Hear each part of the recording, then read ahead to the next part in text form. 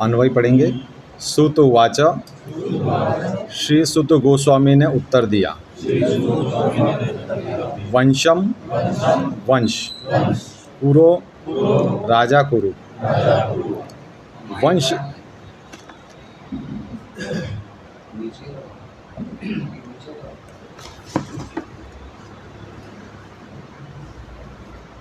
वंश दवाग्नि, बांसों से लगने वाली जंगल में आग,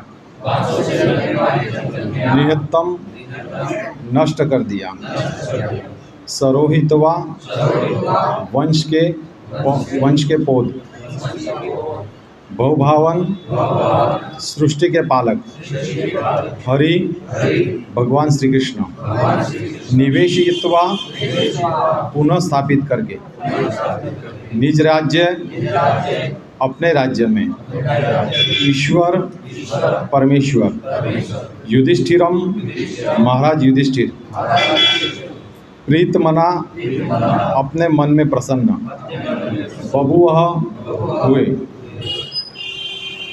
तो हमने पिछले श्लोक में देखा था कि भाई शौनक आदि ऋषियों ने प्रश्न पूछा था कि भाई जब भीष्म पिताजी ने देह त्याग कर दिया और युधिष्ठिर महाराज को राजा बनाने थे, तो युधिष्ठिर महाराज ने इतने सारे लोगों का संहार करके, मतलब भीषण युद्ध हुआ था महाभारत का, तो इतने सारे लोगों का संहार हुआ, तो किस तरह से युधिष्ठिर महाराज राजी हुए ये राज करने के लिए। तो यही प्रश्न का यहाँ पे उत्तर है। और दूसरा, शौनक आदि ऋषि प्रश्न पूछते सुत गोस्वामी को कि भाई किस तरह से उन्होंने राज किया। तो पहली जो दो पंक्ति हमारी यहाँ पे, वंशम कुरु वंशम दवाग्निहितम सरहो हित्वा बहुभाव नो हरि, इसमें उत्तर दिया है कि भाई हरि जो है वो क्या हुआ है भाई, प्रसन्न हुए। दूसरे इसमें बताया है, निवेशयित्वा निजराज ईश्वरो युधिष्ठिरो प्रीतम मना बभूव, मतलब वो संतुष्ट हुए। ये दोनों पंक्ति में भगवान प्रसन्न भी हुए और संतुष्ट भी हुए। तो शौनक आदि ऋषि का प्रश्न ये था कि भाई किस तरह से युधिष्ठिर महाराज जो है राज करने के लिए, जैसे कि हमारे घर में कोई का अगर मृत्यु होता है तो हम सब लोग शोक मग्न हो जाते हैं, लेकिन उसी घर में अगर 1 या 2 महीने के बाद शादी होती है, शहनाई बजती है, तो सब खुशी से नाचने लगते हैं। तो भाई किस तरह से युधिष्ठिर महाराज ने इतने सारे लोगों को मारने के बाद फिर कैसे वो उस सिंहासन पर बैठे, क्योंकि राजा का कर्तव्य है कि भाई अगर आपको जीतना तो युद्ध करना होगा, और युद्ध करने के बाद ही आप राजा घोषित किए जाते हैं। तो ये सब क्या है, और सुत गोस्वामी इसका उत्तर इस श्लोक में दे रहे हैं। तभी हम अनुवाद पढ़ेंगे प्रभुपाद जी के तात्पर्य के हिसाब से। श्री सुत गोस्वामी ने कहा, सब हम मेरे पीछे दोहराएंगे। श्री सुत गोस्वामी ने कहा, विश्व के पालन करता भगवान श्री कृष्ण महाराज युधिष्ठिर को उनके साम्राज्य में पुनः स्थापित करके एवं बांस से लगने वाले दावा अग्नि की तरह क्रोध की अग्नि से विनष्ट हुए कुरुवंश को पुनर्जीवित करके अत्यंत प्रसन्न हुए। देखिए सुत गोस्वामी ने एकदम सटीक उत्तर दे दिया है। अभी हम पहली बार पढ़ेंगे तो हमें इतना पता नहीं चलेगा, लेकिन यहाँ पे उत्तर सुत गोस्वामी ने दिया है कि भाई युधिष्ठिर महाराज राजा बनने के बाद उन्होंने सिंहासन ग्रहण कर लिया, तो क्यों किया, उन्होंने सिंहासन क्यों ग्रहण किया। तो यहाँ पे सुत गोस्वामी ने क्या उत्तर लिखा है कि विश्व के पालन करता भगवान श्री कृष्ण महाराज युधिष्ठिर को अपने साम्राज्य पुनः स्थापित किया, मतलब भगवान की खुशी के लिए, भगवान की प्रसन्नता के लिए, भगवान संतुष्ट हो उसके लिए उन्होंने अपना राज्य ग्रहण किया। कितना सटीक उत्तर दिया है। उसके बाद क्या बताया है कि प्रभुपाद जी ने, वंश मतलब क्या होता है, वंश का अगर हम देखेंगे तो हिंदी में अनुवाद अलग अलग है, लेकिन प्रभुपाद जी ने अपने तात्पर्य में बांस से उसकी तुलना की है। बांस मतलब बम्बू, जनरली बांस बोलते तो मुझे भी समझ में नहीं आता, लेकिन बम्बू बोलते तो हमें तुरंत समझ में आता है। तो बांस से उसकी तुलना की है प्रभुपाद जी ने। क्यों बांस से तुलना की है प्रभुपाद जी ने, क्योंकि वंश क्या होता है, बांस की तरह होता है। किस तरह से, अगर हम बांस का कोई पौधा लगाते हैं तो उसमें से अनेक बांस फिर वापस प्रज्वलित हो जाते हैं, मतलब बन जाते हैं, अलग अलग उसकी जिल्फे निकल के अलग अलग डांडियाँ उसकी बन जाती हैं, तो बांस बन जाए। उसी तरह से वंश जो है, तो भाई वंश में भी ऐसे हुआ है। कौन से वंश में हुआ? भाई कुरु वंश में। भाई कैसे हुआ? तो कि भाई जो राजा जो थे उनका लड़का देवदत्त हुआ, देवदत्त को कोई लड़का नहीं हुआ। उसके बाद सत्यवती रानी आई, उनको 2 लड़के हुए, उनको भी कुछ नहीं हुआ। फिर कौन आए? व्यासदेव आए, और व्यासदेव ने फिर 3 पुत्र को जन्म दिया। इसी तरह से फिर पांडु राजा आए, धृतराष्ट्र आए, फिर धृतराष्ट्र को 100 बच्चे हुए, ऐसे उनका वंश बढ़ता गया। ऐसा आचार्यकरण हमें प्रभुपाद जी बताते हैं कि भाई इस तरह से वंश हमारा वो जो है बढ़ता गया। लेकिन प्रश्न ये उठता है कि भाई जो इस्कॉन में सन्यासी बनते हैं या कोई भी सन्यासी बनते हैं, तो फिर उनके माता पिता क्या कहते हैं? भाई हमारा जो है वंश वो तो सूख गया। भाई क्यों सूख गया? कि भाई आगे कोई प्रगति नहीं होगी, वंश कैसे बढ़ेगा? तो पिताजी क्या बोलते हैं कि भाई अपना कौन सा महान वंश है जिसमें अयोध्या के राजा आए थे और जनक आए थे। तो कहने का तात्पर्य क्या है कि यहाँ पे प्रभुपाद जी बताना चाहते हैं कि भाई वंश की तुलना बांस से की है। जिस तरह से बांस की डांडियाँ निकलती है, फैलता है, उसी तरह से यहाँ पे। तो यहाँ पे हम पहली पंक्ति जो है उसमें क्या बोलता है? वंशम कुरु वंशम दवाग्नि नित्यम। मतलब वंश जो था, जिस तरह से एक बांस का जंगल होता है, उसमें बांस बहुत सारे होते हैं, लेकिन हवा की लहरों से, हवा की जो लहर आती है उससे बांस एक दूसरे बांस से घिसकट होता है, और उससे फिर अग्नि प्रज्वलित होती है, और अग्नि प्रज्वलित होने के बाद जंगलों में आग लग जाती है। लेकिन भौतिक दृष्टि से जंगल में कोई आग लगाने के लिए नहीं जाता है, वो अपने आप लग जाती है और अपने आप बुझ जाती है। तो उसी तरह से यहाँ पे सूत गोस्वामी क्या बताना चाहते हैं शौनक आदि ऋषि को कि भाई ये जो कुरु वंश में जो दावाग्नि लगी है, कैसे लगी? कि भाई महत्वाकांक्षा। किसकी महत्वाकांक्षा थी? दुर्योधन की। क्या महत्वाकांक्षा थी? मैं राजा बनूंगा। उससे क्या हुआ? कुलह निर्माण हुआ। कुलह निर्माण हुआ तो युद्ध हुआ। युद्ध हुआ तो क्या हुआ कि भाई दोनों जो वंश थे, मतलब पांडव और कुरु, मतलब एक ही वंश है दोनों, लेकिन दोनों में क्या युद्ध हुआ और काफ़ी लोग उसमें मारे गए, कोई भी नहीं बचा। पांडवों के भी बच्चे मारे गए और कौरवों के भी मारे गए। तो दूसरे पंक्ति में भगवान क्या बताना चाहते हैं कि निवेशयित्वा निज राज्य ईश्वरो युधिष्ठिरम प्रीत मना बभूव। भगवान ने युधिष्ठिर महाराज को राजा बनने का सोचा। भाई भगवान ने ऐसा क्यों सोचा कि युधिष्ठिर महाराज ही राजा बनेंगे? उसका भी कारण होगा ना, ऐसे तो भगवान ने नहीं सोचा है। भगवान ने ये सोचा कि भाई अगर राजा ही भगवान का भक्त होगा तो प्रजा भी भगवान के भक्त बनेगी। अगर राजा भगवान का भक्त नहीं होगा, वो दुराचारी होगा, तो क्या होगा कि भाई दुराचार फैलेगा। इसलिए भगवान का जो व्यू था क्या था कि भाई युधिष्ठिर राजा, युधिष्ठिर तो ऑलरेडी भगवान के भक्त थे ही, युधिष्ठिर राजा बने, और राजा बनने के बाद वो प्रजा भी उसको अनुसरण करे। हमारे भागवत गीता में श्लोक है ना, यत यत आत्रिश्रेष्ठो तत् तत् देवतरो जनो। तो उसी तरह से प्रजा भी उसको अनुसरण करे और सभी लोग भक्तिमय बन जाए। ये भगवान का व्यू था। तो युधिष्ठिर महाराज को राज दिलाया, तो कैसे फिर ये इसमें 2 शब्द जो है क्या है? सरोहित्वा और निवेशयित्वा। ये दोनों जो शब्द है उसमें क्या बताया कि भाई एक में युधिष्ठिर महाराज को राजा बनाया और दूसरे में किसको? कि भाई परीक्षित महाराज की रक्षा की। भाई परीक्षित महाराज की रक्षा क्यों की? भगवान तो ऊपर ही थे, मतलब अपने इस पे ही बैठे थे रथ पे, और परीक्षित महाराज की भी रक्षा की। भाई क्यों रक्षा की? भाई इसलिए की कि भाई भागवतम का प्रागट्य होगा। जिस तरह से भगवान अपने धाम चले गए, उसके बाद युधिष्ठिर महाराज भी चले गए, तो भाई राजा जो है वो वैष्णव होना चाहिए, इसलिए परीक्षित महाराज की उन्होंने रक्षा की। तो इस तरह से सूत गोस्वामी ने उत्तर दिया। अभी हम एक आचार्य अपने हैं, उनकी हम टीका पढ़ेंगे, श्रीधर स्वामी की। वो क्या बताना चाहते हैं? युधिष्ठिर ने देखा कि मेरे राज्य करने से भगवान श्री कृष्ण को प्रसन्नता होगी, इस बात का विचार करके राज्य करने में प्रवृत्त हुए। देखो युधिष्ठिर महाराज यहाँ पे बता दिया श्रीधर स्वामी ने कि भाई युधिष्ठिर क्यों पर? भाई भगवान खुश होंगे उससे। उसी अभिप्राय से सूत जी ने कहा करु के विनष्ट वंश को परीक्षित की रक्षा करके श्री भगवान ने उसको पुनः अंकुरित कर दिया। परीक्षित महाराज की किस तरह से भगवान ने रक्षा की थी कि भाई गर्भ में जाके किसको, ब्रह्मास्त्र को भी क्या कर दिया था, विनष्ट कर दिया था। भगवान ऊपर ही बैठे थे रथ पे, लेकिन फिर भी वो घर में जाके, उत्तरा के घर में जाके उन्होंने ब्रह्मास्त्र को विनष्ट कर दिया था। तो वो परीक्षित महाराज को उन्होंने क्या क्या अंकुरित किया, क्यों? क्योंकि भाई ये महाभागवत बनेगा, आगे चल के भागवत का निर्माण होगा। जब हमारे पे कोई दुख आता है तो हमारी पहले माला छूट जाती है, फिर हम सत्संग में आना बंद कर देते हैं। प्रभु जी हमें बार बार बोलते हैं कि देखिए माया देवी हमारी परीक्षा लेगी, हमें उससे हार नहीं मानी, लेकिन हमें थोड़ा भी होता है तो हम थोड़े से इसमें विचलित हो जाते हैं। तो भगवान यहाँ पे उनका जो आयोजन था, युधिष्ठिर महाराज उससे विचलित नहीं हुए।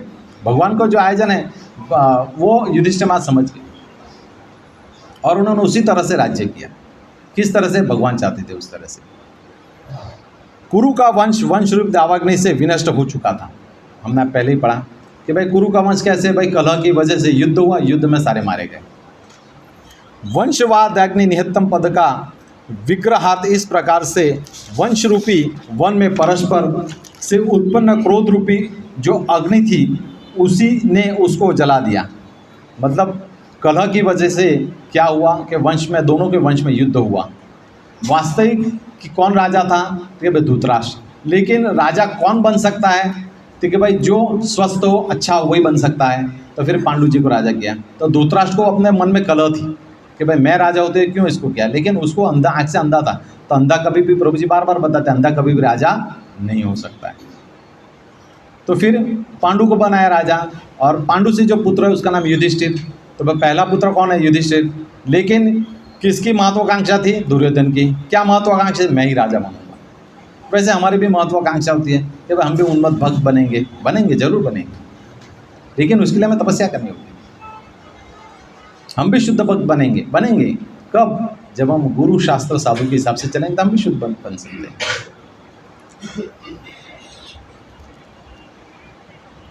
युधिष्ठिर को उनके राज्य सिंहासन पर बिठा दिया। इन दो कार्यों को करके श्री हरि को अत्यंत प्रसन्नता हुई। तो भगवान का जो उद्देश्य हम नहीं समझ सकते। हमारे जीवन में अगर थोड़ी भी तकलीफ आती है तो हम क्या होते हैं, विचलित हो जाते हैं। पहले तो हमारी माला छूट जाती है, प्रभु जी कट्ठे जानो कट्ठे आनो, प्रभु जी बहुत आप पढ़ो। तो कहने का तात्पर्य यहाँ पे क्या है, भगवान को प्रसन्न करना है। युधिष्ठिर महाराज किसको प्रसन्न करना चाहते, भगवान। तो शौनक आदि ऋषि यही पूछना चाहते थे कि हम इतना दुख पाते हैं, लेकिन हमको इस भागवत सुनने में बहुत आनंद आ रहा है। क्यों आनंद आ रहा है, क्योंकि भगवान की कथा ही अनारी है। जो भी कोई सुनेगा उसको आनंद आएगा। जो आध्यात्मिक में, जो भौतिक में, उसको आनंद नहीं आएगा। क्यों, भौतिक को भौतिकता में आनंद आएगा, लेकिन जो आध्यात्मिकता है उसको आध्यात्मिकता में आनंद आएगा। और एक हमारे आचार्य, उनकी टीका है, श्री कृष्ण के प्रति जो देखते हुए वे राज्य में प्रवृत्त हुए, इस आशय से उत्तर देते हुए वह श्लोक कह रहे हैं। भगवान कृष्ण ने परीक्षित की रक्षा करके उस कुरु वंश का विस्तार किया जो क्रोध की वंशाग्नि द्वारा विनष्ट कर दिया गया था। कि भाई क्रोध की अग्नि ऐसी होती है, अगर हम किसी के भक्त के प्रति या किसी के प्रति द्वेष भाव रखते हैं या क्रोध भाव रखते हैं तो उसको वैकुंठ में एंट्री नहीं है। भगवान बार बार बताना चाहते हैं भगवद गीता के, भाई समदर्शी रहो। हमें सभी के प्रति, चाहे कनिष्ठ भक्त हो, मध्यम हो या उच्च हो, सभी के प्रति हम समदर्शी रहना चाहिए। हम अगर मन में क्रोध द्वेष रखेंगे तो हमको ये जन्म में भगवत धाम पॉसिबल नहीं है। ठीक है, आपको सुचिताम श्रीमंता के है योग भ्रष्ट भी जाए थे, आपको अच्छे परिवार में जन्म मिलेगा, लेकिन आप जो जन्म मृत्यु जड़ावे का भवबंधन है उससे आपको मुक्ति नहीं मिलेगी। आपने भक्ति की है तो अच्छे परिवार में, विद्वान परिवार में आपको जन्म मिलेगा, लेकिन आपको भगवत धाम नहीं मिलेगा। लेकिन प्रभुपाद जी का आश्रय क्या है कि भाई हमें भगवत धाम जाना है। तो कैसे जाएंगे हम भगवत धाम, कि भाई भगवान की शुद्ध भक्ति करके सभी के प्रति हम समदर्शी रहेंगे। अगर हम किसी की भी चुगली करेंगे, ये करेंगे, तो हमारा ये जो नेचर है ये हमें बदलना पड़ेगा। अगर मेरी बात करें, आप सब लोग तो मान भक्त हैं, तो अगर मैं किसी की चुगली करता हूँ या किसी के प्रति द्वेष भाव रखता हूँ, राग रखता हूँ, तो मेरी प्रगति नहीं होने वाली है। क्यों, हमारे हृदय में जितने भी काम क्रोध मोह है उसको हमें स्वच्छ करना होगा। तो कैसे होगा, प्रभुपाद जी ने दिया है बीज। क्या दिया है हरे कृष्णा कृष्णा कृष्णा हरे हरे, हरे राम राम राम हरे। उस बीज को अगर हम अच्छे से अंकुरित करेंगे तो निश्चित रूप से हमारा हृदय स्वच्छ होगा और हम आगे बढ़ेंगे। लेकिन हम जैसे जैसे अपराध करते जाएंगे भगवान के प्रति, वैष्णव के प्रति, शिक्षा गुरु के प्रति, तो उस दावाग्नि में हम खुद जल जाएंगे। वो नहीं जलने वाले, उनको कुछ नहीं होने वाला, उनका उल्टा उनकी अनर्थ निवृत्ति होगी, हमारी क्या होगी, हमारा साथ हो जाएगा। इसलिए हमें हर बार वैष्णव अपराध से बचना चाहिए। किसी के प्रति भी हमें द्वेष भाव नहीं रखना चाहिए। अगर होता है तो हमें ऐसा समझ में भगवान की कृपा होगी, लेकिन हम क्या है, विचलित हो जाते हैं। हम क्या करता है कि करता हम अपने आप को मान लेते हैं। यही दुर्योधन के साथ हुआ। उसकी महत्वाकांक्षा थी, क्या महत्वाकांक्षा थी, मैं ही राजा बनूंगा, मैं ही सब कुछ करूंगा। उसने राज भी वैसे किया। क्यों किया? कि भाई मुझे मिलेगी, मुझे सेना मिलेगी। 11 अक्षौहिणी की सेना दुर्योधन के पास थी, तो कैसे 11 अक्षौहिणी की सेना आई? कैसे आई? कि भाई भगवान ने उनकी जो सेना थी वो सेना उनको एक दी। उन्होंने बहुत अच्छे से राज किया। युधिष्ठिर महाराज जैसे राज करते थे वैसे ही उसने राज किया। क्यों किया? कि भाई युद्ध होगा तो सब राजा मेरी तरफ से युद्ध करेंगे। बाकी दोनों में सेना सेम थी, तो उसने छीन ली वहाँ से। उसके बाद उसने क्या किया कि भाई उसके जो मामा थे, किसके, सहदेव नकुल के, उनके जो मामा थे उनको बहुत अच्छी ट्रीटमेंट दी। तो वो बोलेंगे भाई जिसने ये ट्रीटमेंट दी है उसके हिसाब से हम तो यहाँ युद्ध करेंगे। तो वो सेना भी वहाँ चली गई। लेकिन पांडवों की सेना की व्यूह रचना इतनी अच्छी थी, महाभारत अगर हम पढ़ेंगे तो उसमें बताए कि वो दुर्योधन भी कांपने लगा और अपना आचार्य के पास जाता है कि देखो ये तुम्हारे शिष्य ने कैसे किए। और पहले अध्याय में पता चल जाता है कि भाई महाभारत कौन जीतेगा। तो उसी तरह से यहाँ पे जो है बताना चाहते हैं कि भाई दावा अग्नि क्या है, कि भाई उस कलह की वजह से हुई, क्रोध की वजह से, महत्वाकांक्षा की वजह से, जिससे क्या हो गया, दोनों भी परिवार, दोनों भी वंश जो है वो समाप्त हो। और ये सब भगवान का आयोजन था। दुर्योधन को बोला गया था, दुर्योधन को जब बताया था, भगवान सामने उपदेश दे रहे थे, लेकिन परमात्मा रूप में भगवान उनके हृदय में थे। भगवान बाहर से उत्तर दे रहे थे कि भाई देखो तो हमें धर्म करना चाहिए, धर्म के हिसाब से तो युधिष्ठिर ही राजा होते हैं। जब युधिष्ठिर महाराज ने भगवान को शांति का दूत लेके भेजा, महाभारत में हम सुनते हैं, तो भगवान गए और क्या बोला, भाई हमें 5 गांव दे दो। भगवान ने ऊपरी तो बोला कि भाई हमें 5 गांव दे दो। अगर दुर्योधन को मना लेते भगवान, 5 गांव दे देते, तो क्या ये स्थापना होती? नहीं। लेकिन दुर्योधन को मन में क्या बोला भगवान ने, नहीं हमें लड़ना ही है, हमको स्वयं के नीचे जितना भी देना नहीं है। तो दुर्योधन क्या बोलता है, जानामि धर्मम न च में प्रवृत्तम। मैं जानता हूं धर्म क्या है, लेकिन प्रवृत्ति करने के लिए मैं आगे नहीं बढ़ता हूं। जानामि अधर्मम न च में निवृत्तिम, मतलब मैं जो है निवृत्ति मतलब त्याग करने को तैयार नहीं हूं। वही भावना हमारे साथ है। भाई हमें तो माला करनी, आध्यात्मिक मार्ग मिल गया, प्रभुपाद जी मिल गए, गुरु मिल गए, शिक्षा गुरु मिल गए, बस हमें क्या है कि भाई आगे जाना नहीं है। हमारी भी हालत दुर्योधन जैसी है कि भाई हमें मार्ग मिल गया अध्यात्म का, भाई कौन से मार्ग के कहाँ जाएंगे हमें पता चल गया है, लेकिन हम क्या है, ठीक है करेंगे। लेकिन दुर्योधन को जो बताया कि नहीं मैं नहीं करूँगा, वापस युद्ध हुआ। और युधिष्ठिर महाराज को जब राज्य दे दिया गया तो ऐसा नहीं सोचा युधिष्ठिर महाराज ने, ठीक है भगवान ने दे दिया था कोई बात नहीं, नहीं, उन्होंने बहुत अच्छे से राज किया। तो भगवान यहाँ पे क्या बताना चाहते हैं कि उनकी लीला है ये। भगवान को कोई भी अजीत है, उनको कोई नहीं हरा सकता है। हम देखते हैं महाभारत में भाई जरासंध ने हरा दिया, भगवान उसको जरासंध को कैसे चार मारते तो ऐसे ही मर जाता हो, लेकिन ये भगवान की लीला थी, हम नहीं समझ पाते। आगे हम पढ़ेंगे। उसी प्रकार कुरुवंश का उस युद्ध द्वारा विनष्ट हो गया जो पारस्परिक क्रोध से उत्पन्न हुआ था। भव भावन अर्थात भगवान कृष्ण तो भव अर्थात शिव जी को भी अपनी लीलाओं पर भावन अर्थात पर ध्यान कराते हैं। देखिए बहुभावन मतलब हम जनरली क्या शिव जी के लिए यूज़ करते हैं, लेकिन शिव जी भी किसकी स्तुति गाते हैं? भगवान कृष्ण। तो इस पे से मुझे एक वाक्य याद आता है कि शिव जी शुद्ध वैष्णव हैं, वो वैष्णव वेशभूषा ग्रहण करते थे और जो वैष्णव जिस तरह से करते हैं उसी तरह से वो अपना आचार विचार करते थे, लेकिन उनके जो शिष्य हैं वो वैष्णव नहीं थे। कौन थे? सब असुर थे। तो वो उनकी वेशभूषा भी कैसी हो गई? वैष्णव जैसी। वो भी तिलक लगाते थे, कंठे में माला पहनते थे। तो वो किसको तकलीफ देते थे? देवतागण को। क्या तकलीफ देते थे? वो महत्वाकांक्षी थे, उनमें शक्ति थी, बल था, तो वो किसको तकलीफ देते थे? देवतागण को। तो जब देवताओं ने भगवान विष्णु को बताया कि भाई इस तरह से ऐसा हो रहा है और शिवगण जो हमें तकलीफ दे रहे हैं, तो आप कुछ कीजिए। तो भगवान ने सुदर्शन निकाला, तो सुदर्शन गया और उसने देखा कि भाई ये तो वैष्णव है, इनको मैं कैसे मारूं? ये तो हमारे गुरु भाई है, ये तो हमारे गुरु भाई। देखिए हम जो माला कर रहे हैं, कंठी ग्रहण कर रहे हैं, तो इसकी महत्वता देखिए कि सुदर्शन भी उसको मारने से हिचकिचाता है। तो अगर हम वाकई में शुद्ध भक्त होते, अच्छे से माला करते हैं, तो हमारा गुणगान कहाँ कहाँ नहीं होगा। लेकिन हम उसको क्या ले लेते हैं? सहज लेते। प्रभु जी ने बोला है करेंगे माला, होगी प्रभु जी।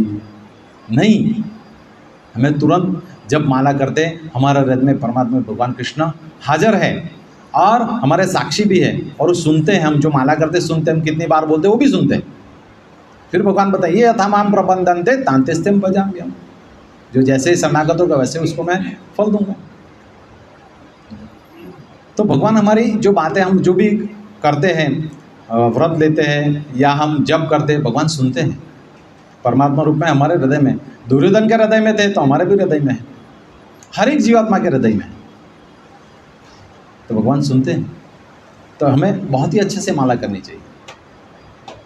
क्यों? हमको जन्म मृत्यु जड़ा विधि से स्वतंत्रता मिलनी चाहिए। हम जन्म मृत्यु जड़ा विधि देंगे तो हम क्या भगवत धाम जाएंगे? ऐसे नहीं जा सकते। तो यहाँ पे बताया गया है कि भगवान जो है वो कुछ भी कर सकते हैं और अजीत हैं। भगवान को कोई नहीं हरा सकता, कोई भी नहीं हरा सकता, लेकिन भगवान भक्तों के हृदय में वास करते हैं। कि एक सुदर्शन जो है वो वैष्णव का भी कुछ नहीं कर सकता है। तो फिर भगवान ने शिव जी को बोला कि आप ये वैष्णव वेशभूषा त्याग दीजिए, जिससे क्या होगा कि भाई आपके जो शिष्य है बराबर है वो उसका अनुसरण कर रहे हैं और दुराचार बढ़ रहा है। तो शिव जी ने उस दिन से वैष्णव वेशभूषा त्याग दी, तो उनके शिष्यों ने भी त्याग दी और फिर भगवान उन सबका सहारा।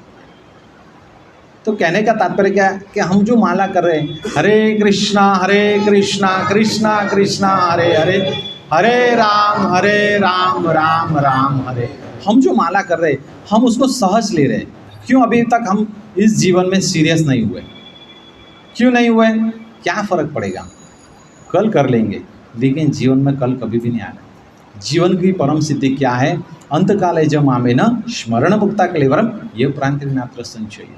अंतकाल में अगर हमें भगवान का स्मरण हो जावे, ये हमारी जीवन की परम सिद्धि है। और परम सिद्धि तक हम कब पहुँचेंगे? जब हम अभी अच्छे से माला करेंगे।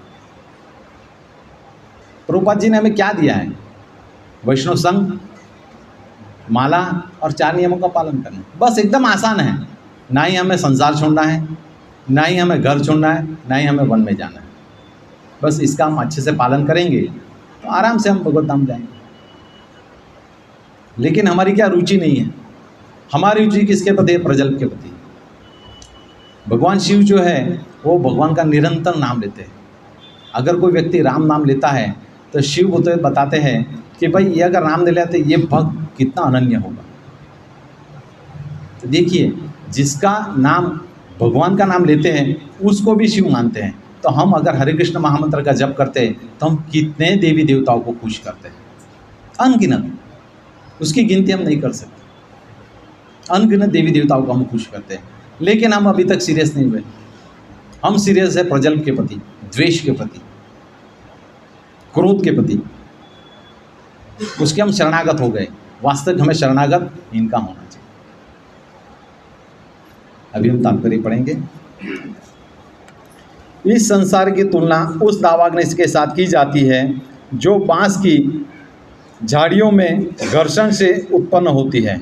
देखिए समझा दिया है पहले ही प्रभुपाद जी ने कि भाई बांस सी दावाग्नि जो है इस संसार की तुलना किसके साथ की है? बांस की झाड़ियों के साथ।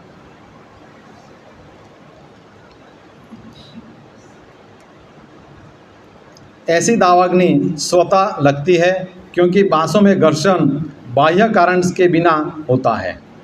इसी प्रकार भौतिक संसार में प्रकृति पर प्रभुत्व जताने की इच्छा वाले लोग के क्रोध आपस में टकराते हैं, जिसमें युद्ध की अग्नि भड़कती है, जिससे अवांछित प्रजा का नाश हो जाता है।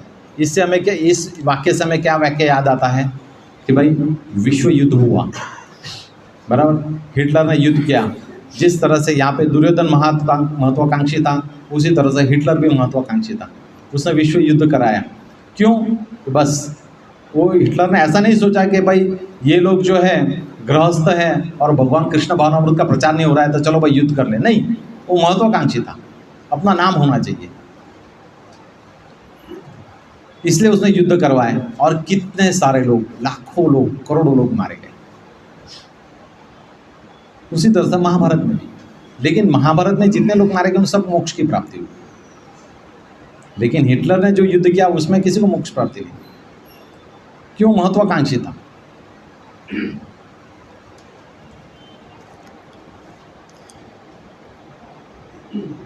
जिससे युद्ध की अग्नि भड़कती है, जिससे अवांछित प्रजा का नाश होता है। ऐसी अग्नियों का युद्ध भड़कते रहता है और श्री भगवान की उससे कुछ लेना देना नहीं होता। देखो ये विश्व युद्ध हुआ तो भगवान उससे कोई लेना देना नहीं है। क्यों? ये हमने मानव सर्जित है, हमने खुद ने करवाए, हमारी महत्वाकांक्षा थी, भगवान ने थोड़ी करवाए। लेकिन वे सृष्टि का पालन करना चाहते थे। ये तो वे चाहते हैं कि जन सुख आत्म साक्षात के सत्य पथ पर चले, जिससे जीव भगवत धाम में प्रवेश कर सके। देखिए आगे, वंश कुरुवंश द्वाग्न सरोहित भो भावना। इसमें प्रभुपाद जी ने अपने तात्पर्य में बता दिया कि भाई अगर राजा वैष्णव होगा और वो वैष्णव सदाचार का पालन करेगा तो प्रजा भी करेगी, प्रजा करेगी तो आत्म साक्षात्कार उनका क्या है, सीधा हो जाएगा। अगर राजा नहीं करता है तो प्रजा कैसे करेगी? आज के हम देखते हैं कि इस कलयुग में कितने जो राजा है कितने लोगों को मार के फिर आते हैं, वो कैदी होते हैं फिर भी उनको छूटने में टिकट मिल जाती है, उन पर कितने सारे केस चलते हैं। तो कहने का तात्पर्य क्या है कि भगवान यहाँ पे क्या बताना चाहते हैं कि भाई राजा अगर वैष्णव होगा, सदाचार होगा तो ही उद्धार होगा, तो ही प्रजा का भी उद्धार होगा और वो आत्मा शास्त्र की ओर आगे बढ़ पाएंगे, नहीं तो नहीं आगे बढ़ पाएंगे। श्री भगवान कष्ट भोगने वाले मनुष्यों को भगवत धाम अपने पास बुलाना चाहते हैं, जिससे वे विविध भौतिक तापों से मुक्त हो जाएंगे। गौरदामोदर को बताया 6 प्रकार के ताप हमारे होते हैं, तो उससे हम कैसे मुक्त होंगे? भाई हम आध्यात्म में प्रगति करेंगे तो ऑटोमेटिक उससे हम मुक्त हो जाएंगे। सृष्टि बनाने का उद्देश्य यही है, लेकिन जो होश में नहीं आता वह श्री भगवान की माया शक्ति द्वारा दिए गए कष्टों का इस संसार में भोगना होता है। जो माया के प्रभाव है, माया से ग्रहित हैं, सभी लोग ग्रहित हैं, तो वो क्या है, उसको इसकी अवहेलना बहुत होती है और वो ज़्यादा दुख भोगते हैं। एक श्री भगवान चाहते हैं कि उनके प्रामाणिक प्रतिनिधि ही संसार का शासन चलाएंगे। मतलब भगवान यहाँ पे बताते, देखिए इससे हमें कौन सा श्लोक याद आता है? 4 अध्याय का 2 श्लोक, एवं परंपरा प्राप्तम इमं राज्य से सहकालीन महत्ता योग नष्ट परम तप। 4 अध्याय के 2 अध्याय में भगवान ने 2 श्लोक में भगवान ने बताया कि भाई ये जो मैंने परंपरा स्थापित की है ये गुरु परंपरा है, इस गुरु परंपरा के माध्यम से आप मेरे पास आ सकते हो। अभी एक तरफ भगवान बताते हैं कि भाई परंपरा नष्ट हो गई, तो कौन सी परंपरा नष्ट हो गई? कौन बता पाएगा मुझे? 4 अध्याय के 2 श्लोक में कौन सी परंपरा नष्ट हो गई? हाँ, आश्रित। हाँ, तो एक्चुअल परंपरा कितनी है? 2 परंपरा है, एक राजऋषि परंपरा और दूसरी गुरु परंपरा। तो भगवान ने ऐसा नहीं बोला कि गुरु परंपरा नष्ट। गुरु परंपरा तो पहले से चलती आई है, चलेगी और चलती रहेगी, लेकिन राजऋषि जो परंपरा है वो नष्ट हो गई थी, इसलिए उन्होंने अर्जुन को माध्यम बना के वो गीता का ज्ञान दिया।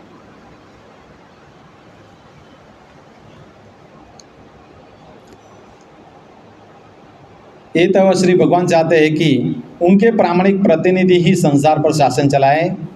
भगवान श्री कृष्ण का अवतार ऐसे राज्य की स्थापना करने तथा ऐसे अवांछित व्यक्तियों का वध करने हेतु हुआ जिनको उनकी योजना से कुछ सरोकार नहीं रहता।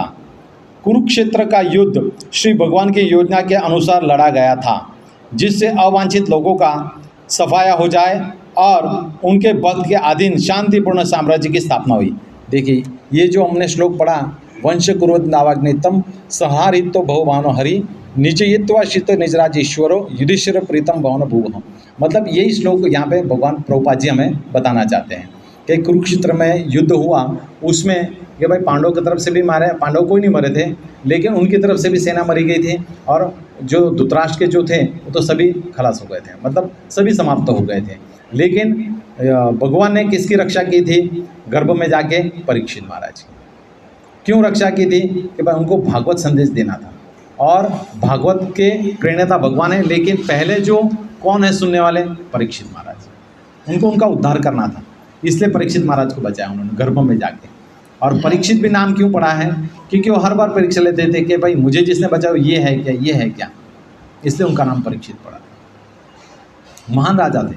बाकी वो भगवान चाहते थे कि भाई एक वैष्णव राजा बने, जिससे क्या है कि समग्र सृष्टि में वैष्णव का प्रचार हो, कृष्ण भावना प्रचार हो, और ये जो मेरे बच्चे हैं वो मेरे पास आ गए। लेकिन हम इतने नालायक बच्चे हैं कि भगवान के पास जाना ही नहीं चाहते हैं। क्यों नहीं जाना चाहते हैं? हम इस जो भौतिक जगत की चकाचौंध है उस पर हम रुष्ट हो गए हैं, हमें इससे बहुत प्रेम हो गया है, हमें भगवान के साथ प्रेम नहीं है। मैं और मेरा, ज्ञानी और योगी, इसमें ही पड़े रहते हैं, वो आगे नहीं बढ़ते। अगर हमें आगे बढ़ना है तो भगवान के नाम का उच्चारण करना होगा, भगवान की सेवा करने की, वैष्णव की सेवा करनी, तभी हम आगे अध्यात्म में आगे बढ़ सकते, नहीं तो हम आगे नहीं बढ़ सकते। श्री भगवान की योजना के अनुसार लड़ा गया था, जिससे अवांछित लोगों का सफाया हो जाए और उनके वध के अधीन शांतिपूर्ण साम्राज्य की स्थापना। ये तो जब राजा युधिष्ठिर सिंहासन पर बैठे तथा कुरुवंश के अंकुर महाराज परीक्षित के रूप में बच गए, तो श्री भगवान पूर्ण रूप से संतुष्ट हुए। प्रभुपाद जी ने अपने तात्पर्य में स्पष्ट बता दिया। देखिए, ये दो पंक्ति है, उसमें भगवान संतुष्ट भी हुए और प्रसन्न भी हुए।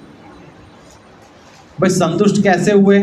कि भाई युधिष्ठिर महाराज को राजा बना के, और प्रसन्न क्यों हुए? कि भाई परीक्षित महाराज को आगे चल के राजा बनेंगे। तो भगवान का जो आयोजन नियोजन है वो कभी भी हम नहीं समझ सकते। उस समझने के लिए, उस आयोजन नियोजन को समझने के लिए हमें डूबना पड़ेगा, आध्यात्मिक में, भक्ति में डूबना पड़ेगा, तभी हम समझ सकते हैं। हमें जीवन जो मिला है बहुत मूल्यवान है, इसकी अगर हम गणना करें तो हम गणना ही नहीं कर सकते। क्रिश्चियन लोगों में बताया जाता है कि अगर आपको सारे ब्रह्मांड का जो भी धन दौलत तो दी जाए और उसके सामने तुम्हारा शरीर लिया जाए तो कुछ काम का नहीं।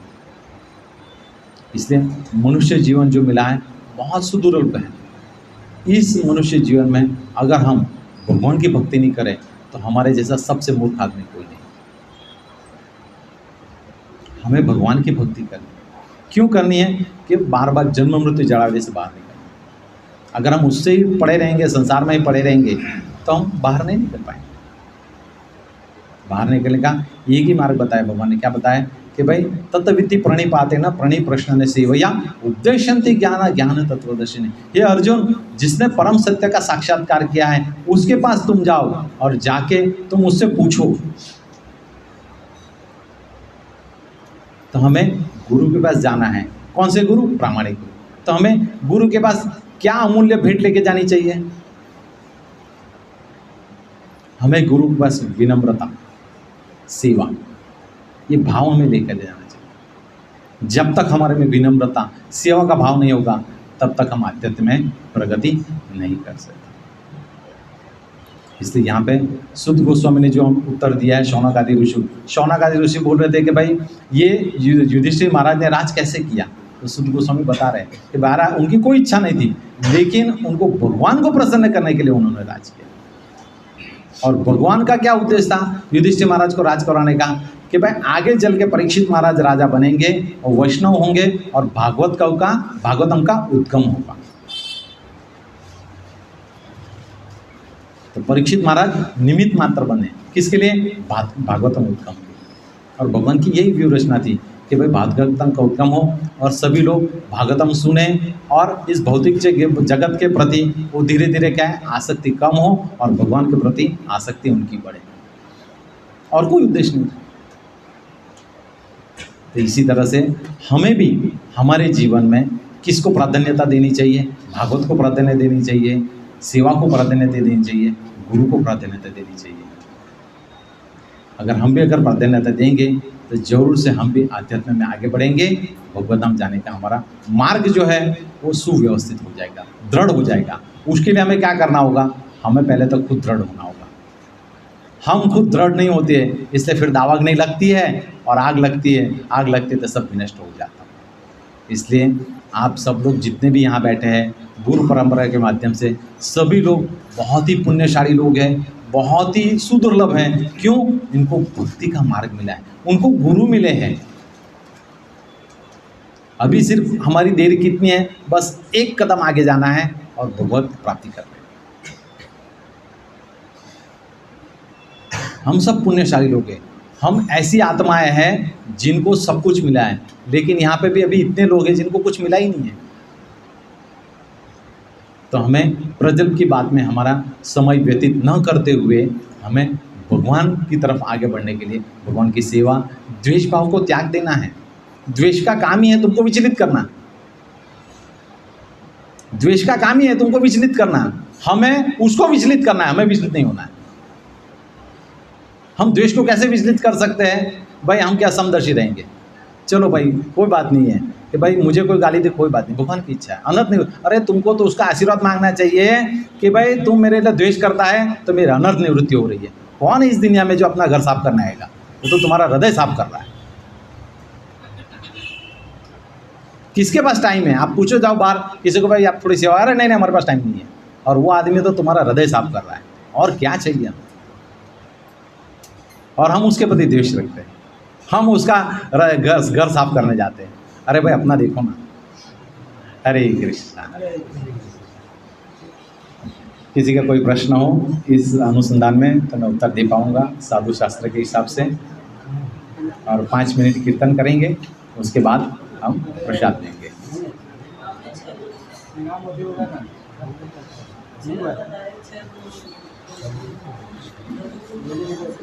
कौन से? ये तो गौर दामोदर प्रभु ने बताए थे, गौर दामोदर प्रभु ने बताए थे ना, अनंत वो इसके लिए आदि भौतिक, आदि दैविक, आदि आध्यात्मिक। हाँ, 3 रजोगुण, सत्वगुण, तमोगुण। नहीं, साथ में नहीं है, साथ में नहीं है। उससे हमें दूर रहना है। नहीं। हरे कृष्ण। कीर्तन करेंगे 5 मिनट, उसके बाद सबके लिए प्रसाद है तो प्रसाद लेके जाएंगे। और मेरे से अगर कोई गलती हुई तो माफ़ कीजिए, और मेरी आध्यात्मिक में प्रगति उसके लिए प्रार्थना कीजिए। हरे कृष्ण।